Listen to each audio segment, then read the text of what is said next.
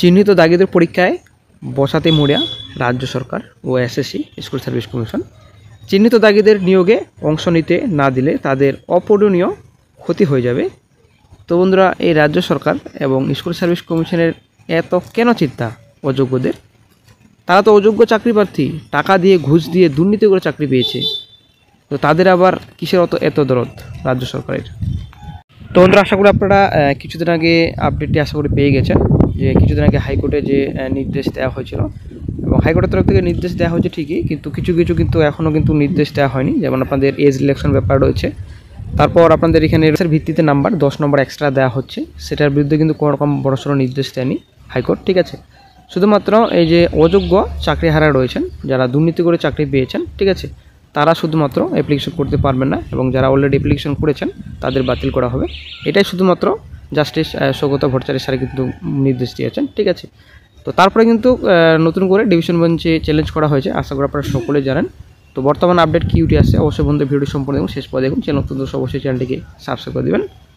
তো বন্ধুরা, গত 30 তারিখে নোটিফিকেশন প্রকাশিত হয়েছিল। তো শিক্ষকদের মোটামুটি ছিল, তো শূন্যপদের সংখ্যা কিন্তু ভালোই রয়েছে। ঠিক আছে, এই নোটিফিকেশন এবং গেজেট প্রকাশিত করার পরেই কিন্তু যত ঝামেলা তৈরি হয়, কারণ এই যে এক্সপিরিয়েন্স উইথ নাম্বার, এজ রিলেকশনের ব্যাপার, অযোগ্য চাকরিটা কিন্তু আবেদন করতে পারছেন, অনেক কিন্তু সমস্যা নোটিফিকেশন এবং গেজেটে। ঠিক আছে, সে নোটিফিকেশন এবং গেজেটের বিরুদ্ধে কিন্তু মামলা দায়ের করা হয়েছে হাইকোর্টে। তো মোটামুটি 4-5টি মামলা কিন্তু দায়ের করা হয়েছে, তার মধ্যে কিন্তু কয়েকটি নির্দেশও দেওয়া হয়েছে। ঠিক আছে, তো সেই নির্দেশ চ্যালেঞ্জ করে কিন্তু ডিভিশন বেঞ্চে গেছেন বঞ্চিত চাকরি প্রার্থীরা। তো তারপর চলে আসছি নেক্সটে। তো তাছাড়া এটা তাদের মৌলিক অধিকারেও হস্তক্ষেপ হবে সওয়াল করেছে রাজ্য কমিশন। এদিন কলকাতা হাইকোর্টে কমিশনের তরফে জানানো হয়, এখনও পর্যন্ত 2,60,000 আবেদন জমা পড়েছে, তার মধ্যে মাত্র 188 জন চিহ্নিত দাগি আবেদন করেছেন। মোট চিহ্নিত দাগি 18,801 জন। ঠিক আছে, তো রাজ্যের তরফে এমন সওয়ালও করা হয়েছে যে সুপ্রিম কোর্টের তরফে নির্দিষ্টভাবে বলে দেওয়া হয়নি যে নতুন নিয়োগ প্রক্রিয়ায় চিহ্নিত অযোগ্যরা অংশগ্রহণ করতে পারবেন না। এই মামলায় কাল ফের শুনানি। তো বন্ধুরা, আশা করি বুঝতে পারলেন। তো রাজ্য এবং এসির তরফ থেকে বলা হচ্ছে কোর্টের জাজমেন্ট গত 3 তারিখের, তো কোথাও নাকি বলে লেখা নেই যে অযোগ্য চাকরিহারারা অ্যাপ্লিকেশন করতে পারবেন না এবং পরীক্ষা বসতে পারবেন না। ঠিক আছে, তো আইনজীবীরা বলেছেন, আজ বিচারপতি সৌমেন সেন মূলত 2টি প্রশ্ন করেছেন, সে 2টি অত্যন্ত প্রাসঙ্গিক প্রশ্ন। তার প্রথম প্রশ্ন, এই যে যাদের অযোগ্য বলে চিহ্নিত করা হচ্ছে তাদের নিয়ে সওয়াল করার মতো জায়গায় আদৌ কি স্কুল সার্ভিস কমিশনে আছে, বা চিহ্নিত অযোগ্যদের নিয়ে সওয়াল করার আদৌ কি কোনো অধিকার স্কুল সার্ভিস কমিশনের রয়েছে কিনা? প্রসঙ্গত আইনজীবীদের প্রশ্ন ছিল, স্কুল সার্ভিস কমিশনের পক্ষ থেকে কেন তারা চিহ্নিত অযোগ্যদের পক্ষে দাঁড়াবে বা তাদের পক্ষে সওয়াল করবে, এবং চিহ্নিত অযোগ্যরা যাতে এই নিয়োগ প্রক্রিয়া অংশ নিতে পারেন সেটা নিয়ে তারা প্রশ্ন করবে। এই প্রশ্ন ইতিমধ্যে আইনজীবীদের তরফে করা হয়েছিল। আইনজীবীরা একথা বলেছিলেন যে যেখানে সুপ্রিম কোর্টের পক্ষ থেকে বারবার বলে দেওয়া হয়েছে যে চিহ্নিত অযোগ্যদের চাকরি বাতিল করা হলো, তাদের বেতন ফেরত দিতে হবে, একেবারে নির্দিষ্ট একটা দুর্নীতির কারণে এই চিহ্নিত অযোগ্য ও বাকিদের চাকরি বাতিল হয়েছে। সেই ক্ষেত্রে স্কুল সার্ভিস কমিশন কিভাবে এই চিহ্নিত অযোগ্যদের সমর্থন করছে সেই প্রশ্ন আইনজীবীরা তুলেছেন, এবং ফলে তার প্রেক্ষিতে আজকের প্রথম প্রশ্ন অত্যন্ত গুরুত্বপূর্ণ।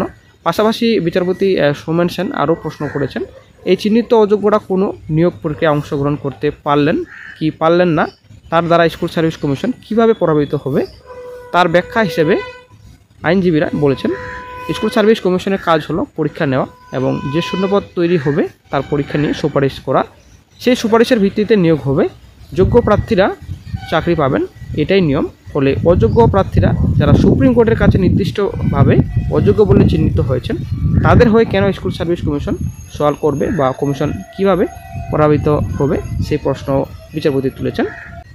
গত দিনের সিঙ্গেল বেঞ্চে সরকার ও স্কুল সার্ভিস কমিশন চিহ্নিত অযোগ্যদের পাশে দাঁড়িয়েছিল, আজও সেই একইভাবে দেখা গেল রাজ্য সরকার এবং স্কুল সার্ভিস কমিশন চিহ্নিত অযোগ্যদের হয়ে সওয়াল করল। সরকারের তরফে যে সওয়াল আজ কলকাতা হাইকোর্টে করা হয়েছে সেখানে বলা হয়েছে যে এই চিহ্নিত অযোগ্যদের যদি নিয়োগ প্রক্রিয়া অংশগ্রহণ করতে না দেওয়া হয় সেই ক্ষেত্রে এই চিহ্নিত অযোগ্যদের অপূরণীয় ক্ষতি হয়ে যাবে। পাশাপাশি এও বলা হয়েছে এদের নিয়োগ প্রক্রিয়া অংশগ্রহণ করতে না দেওয়া হলে সেটা তাদের মৌলিক অধিকার হস্তক্ষেপ করা হবে। এমনই সওয়াল করা হয়েছে রাজ্যের তরফে, অর্থাৎ সিঙ্গেল ও ডিভিশন বেঞ্চ দুই জায়গাতেই রাজ্য সরকার ও স্কুল সার্ভিস কমিশন চিহ্নিত অযোগ্যদের হয়ে সওয়াল করছে। তাদের বক্তব্য, সুপ্রিম কোর্টের তরফে নির্দিষ্টভাবে বলে দেওয়া হয়নি যে নতুন নিয়োগ প্রক্রিয়ায় চিহ্নিত অযোগ্যরা অংশগ্রহণ করতে পারবেন না। তো বন্ধুরা, এদিকে আবার সুপ্রিম কোর্টে মামলা দায়ের হয়েছে, আশা করি আপনারা জানেন সুমন বিশ্বাস কিন্তু মামলা দায়ের করেছেন। 8খানা ডিফিট কিন্তু ক্লিয়ার হয়েছে। এখন কিন্তু আশা করা যায় খুব শীঘ্রই কোর্টে কেসটি মেনশন হয়ে হিয়ারিং হবে, ঠিক আছে। তো এই যে 22 লক্ষ ওএমআর-শিট প্রকাশ, তো তারপর আপনাদের বেআইনি গেজেট নোটিফিকেশন প্রকাশিত করেছে কমিশন, তার বিরুদ্ধে কিন্তু মামলা দায়ের করা হয়েছে সুপ্রিম কোর্টে। যদিও হাইকোর্টেও মামলাটি বর্তমানে এখন চলছে, তো নোটিফিকেশন কোনো রকম স্টপ করতে বলেনি হাইকোর্ট। বর্তমানে এখন শিক্ষক নিয়োগের নোটিফিকেশনে এবং গেজেটে এত ঝামেলা, তো নতুন নিয়োগের বিজ্ঞপ্তি নেক্সটে যে আসবে গ্রুপ সি গ্রুপ ডি, সেটা আবার কি হবে সেটাই হচ্ছে ব্যাপার। তো বিজ্ঞপ্তি আশা করে খুব শীঘ্রই প্রকাশিত হবে, দেখা যাক কি গুরুত্বপূর্ণ আপডেট পাওয়া যায়। তো মোটামুটি 3rd উইকের মধ্যে বিজ্ঞপ্তি প্রকাশিত হবে, এমনটাই গুরুত্বপূর্ণ আপডেট পাওয়া যাচ্ছে। মোটামুটি ধরে রাখুন 21 থেকে 22 তারিখের মধ্যে বিজ্ঞপ্তি আশা করা যায় চলে আসবে।